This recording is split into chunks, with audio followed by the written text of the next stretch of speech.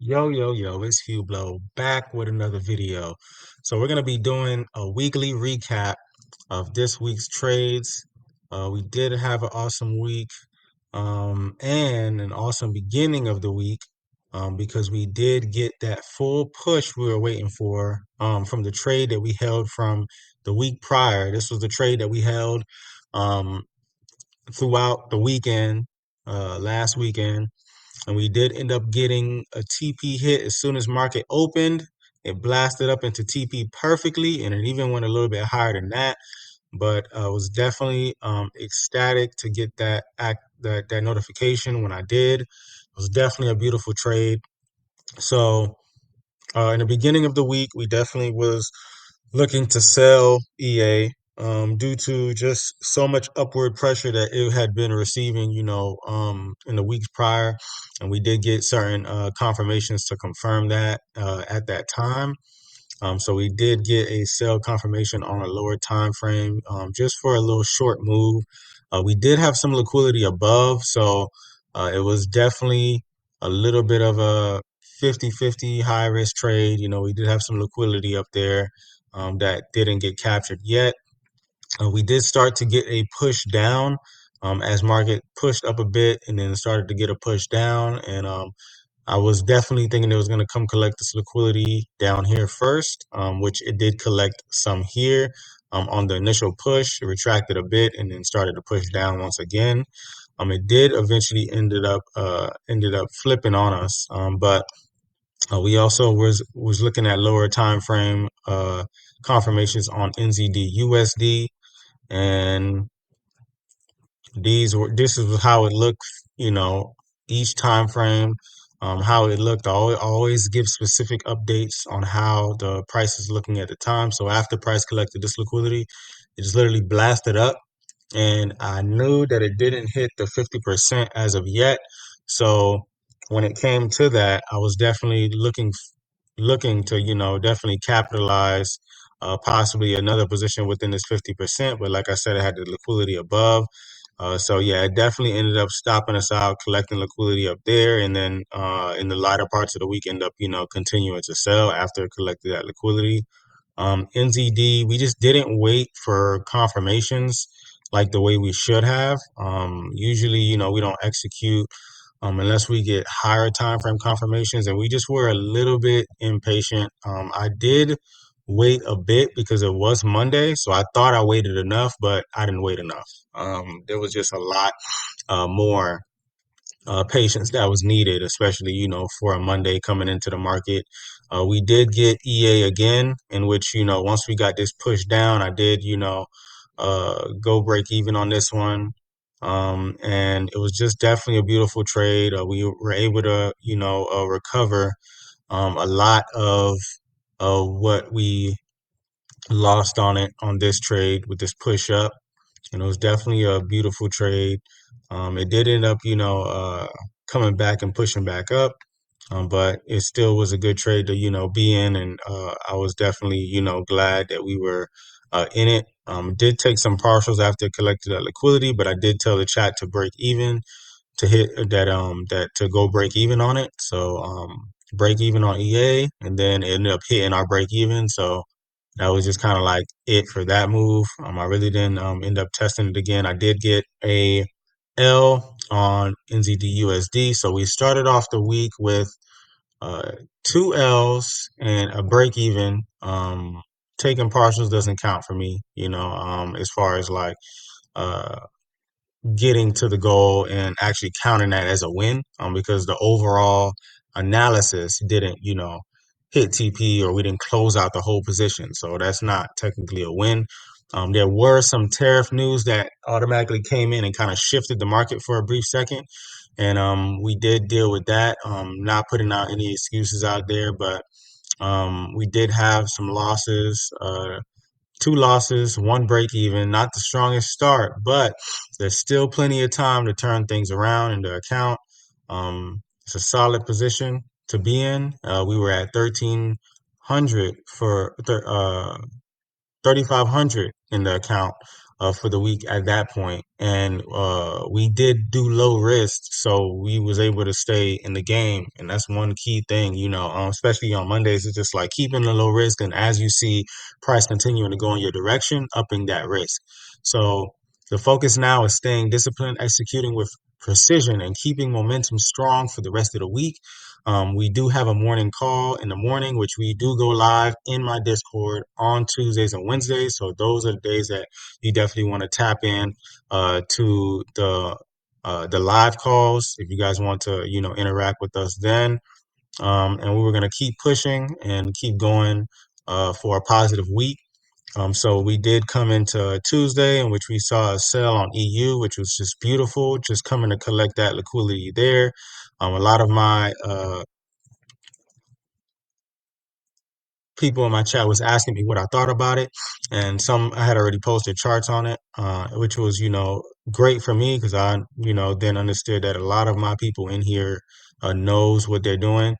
We had GU, we did execute on this one, and this one we held for a little bit too long. I shouldn't have held this one as long as I did, but EU definitely played out really well for us, and we did end up hitting TP on this one, and it even ended up coming back retesting and going back down again. So we could have even caught that again if we were paying attention to it enough.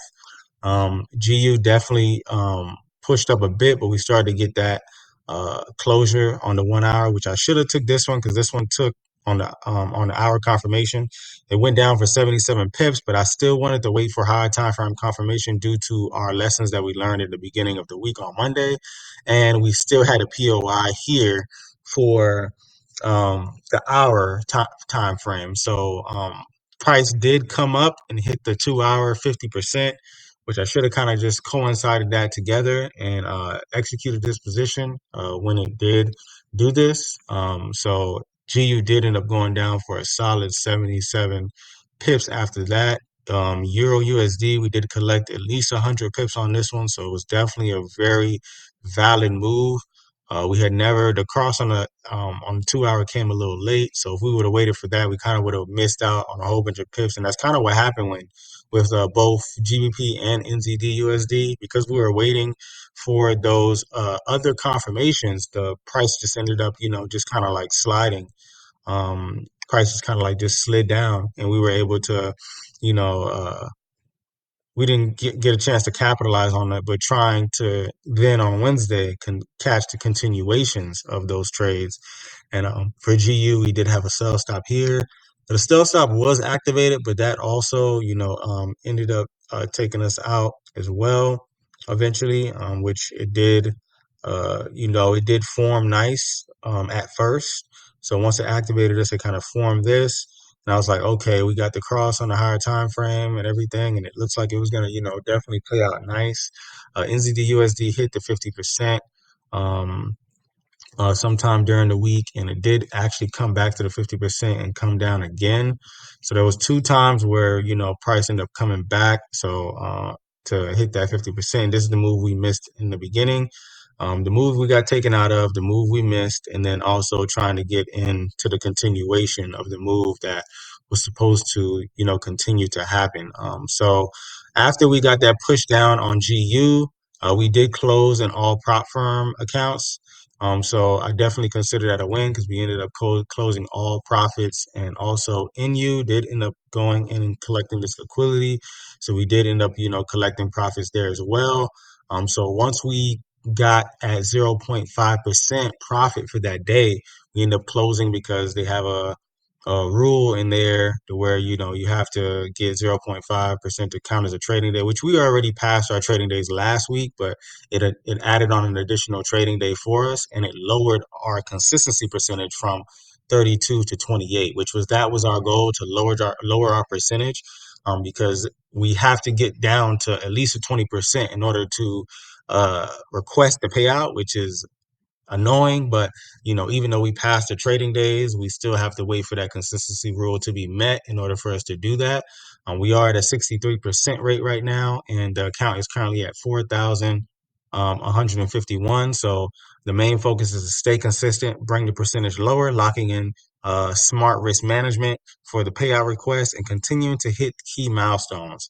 Um, and we were just, just continue to learning. And like I said, it really takes a lot of discipline in order to pass these new prop firms and stuff like that, only because they put these rules and stipulations in there because when you make money in their account, they want you to do it consistently, of course, which I totally understand that from a business perspective. But when it comes from the trader's perspective, it's going to take you longer to possibly get a payout, which within that, you taking longer, it's more of a chance of you making mistakes to where you don't get a payout. And that's kind of what they're banking on when it comes to these prop firms and everything like that. Not saying that they don't want to pay people out. It's just it's a business, and the more people that they get to fail challenges, the more people they may get to retry and like try to do it again and stuff like that, and the more money they make essentially. Just definitely be careful which ones you guys choose, and make sure you guys are reading all the rules and stuff like that, and make sure there's no hidden rules, and just look at the reviews and make sure you guys are paying attention to that. So GU did end up coming back after we collected on the prop firms, taking us out of our live accounts, because I did attempt to hold that move to see if we can get more of like a continuation. I'm still in this trade. So we did get that push down, collecting on the prop firms, and then I saw the POI on the 4 hour. So it did end up showing some weakness, not closing above here. So I definitely feel as though we're gonna go into the week with it still continuing to sell. And that's kind of like what we're banking on with that. And then, we just wrapped up the week, just letting everybody know what that we didn't take any new trades on the 100K challenge. And just for transparency, we ended up showing exactly where we were at for the week, with our 6% trading day counted, and we got the balance here. And then we also have the consistency score, which is 28%, which we got to get to 20 in order to request a payout. And then where win rate is at 62%. So definitely with all of this during the week, it was definitely, I wouldn't say a challenging week, but definitely a week that uh, challenged us to make sure that we were consistent and patient.